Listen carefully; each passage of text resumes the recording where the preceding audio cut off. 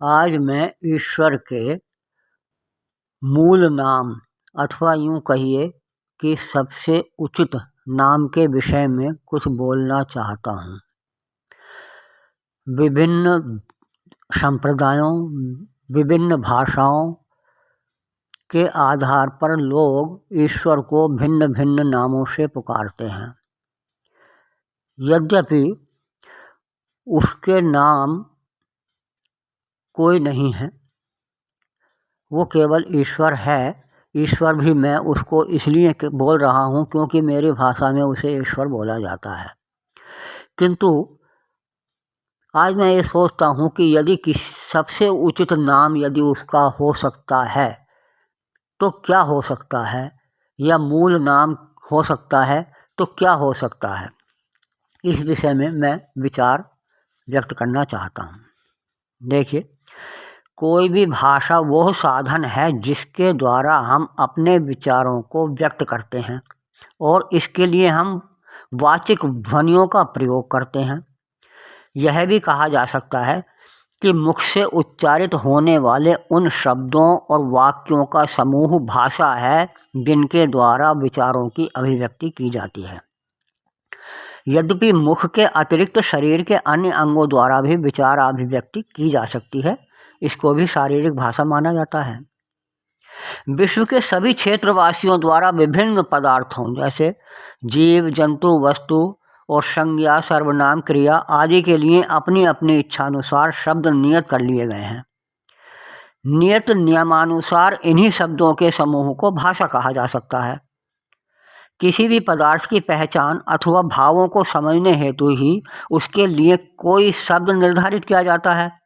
किंतु किसी भी पदार्थ अथवा भावाभिव्यक्ति का नाम यदि उससे यानी पदार्थ अथवा भावाभिव्यक्ति से साम्यता रखता हो तो उसमें अधिक औचित्य झलकता है। मेरे विचार से नाम यानी संज्ञा और क्रिया, यहाँ तक कि कोई भी शब्द यदि तर्क संगत है तभी वह सार्थक व उचित कहलाएगा। जैसे क्रिया रूप में घोड़े का हिनहिनाना और कुत्ते का भौंकना उचित शब्द हैं, क्योंकि घोड़े के बोलने में ही जैसी और कुत्ते के बोलने में भों भों जैसी ध्वनि होती है।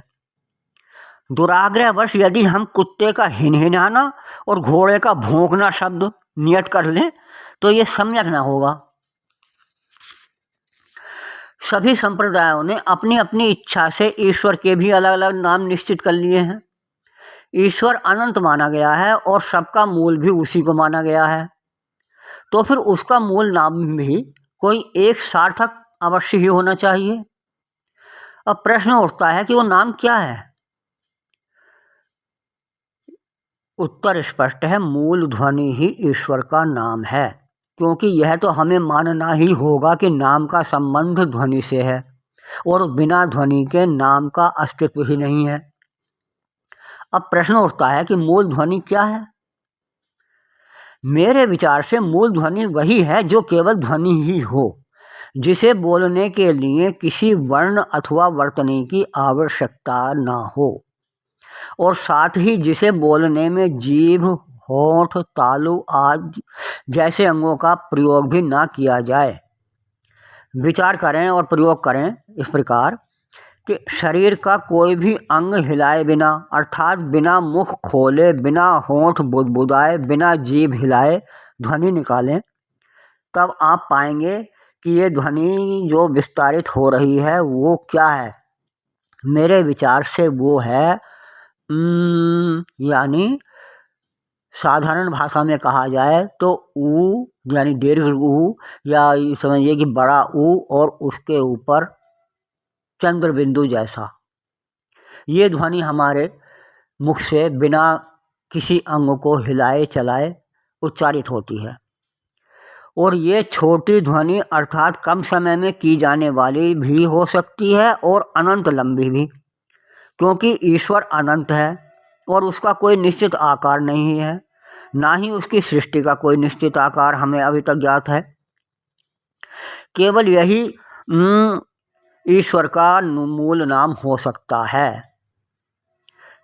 और याद होना चाहिए कि भ्रामरी प्राणायाम में भी यही ध्वनि विस्तार के साथ की जाती है, अर्थात बिना मुंह खोले, बिना ओंठ हिलाए, बिना जीभ आदि के चलाने से जो आवाज़ निकलती है वही ईश्वर का मूल नाम है। कुछ लोग इस को ओम या ओम ओ के बाद 3 का अंक और माँ हलंत के साथ भी लिखते हैं, बोलते हैं, तथा लगभग सभी लोग इस का उच्चारण ओम ही की तरह करते हैं, जो मेरे विचार से अनुचित है, क्योंकि उपरोक्त विधि के अनुसार मूल ध्वनि जो मैंने बताई इसमें इन ओम या ओम शब्दों का ना तो उच्चारित होता है और ना ही माँ हलंत के साथ। इस के लिए हमें ओठों को कोई भी विशेष मुद्रा में ले जाने की आवश्यकता नहीं है, इसे तो केवल मुंह बंद करके बोला जा सकता है। ईश्वर का यह मूल नाम ईश्वर केवल मनुष्य की ध्वनि से ही सिद्ध नहीं होता है, अपितु कुत्ता बिना मुंह खोले गुर्राए या बिल्ली बिना मुंह खोले बोले यही ध्वनि निकलती है। हाँ, आवाज़ मोटी या बारीक अवश्य हो सकती है, यहाँ तक कि निर्जीव वस्तु में भी यदि कोई आवाज़ होती है तो उसकी ध्वनि भी यही होती है।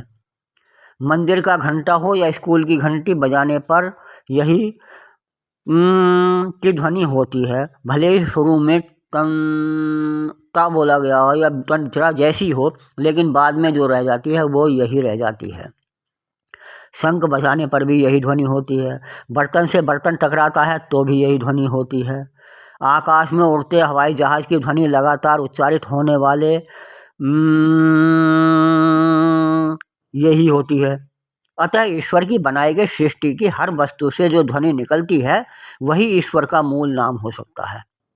हमें विश्वास है कि सृष्टि से पहले और यदि महाप्रलय होती है तो बाद में भी केवल यही ध्वनि गूंजती रहती है, यही अनहद नाद कहलाता है। इस प्रकार केवल यही ध्वनि यानी ईश्वर का मूल नाम हो सकता है, अन्य नहीं।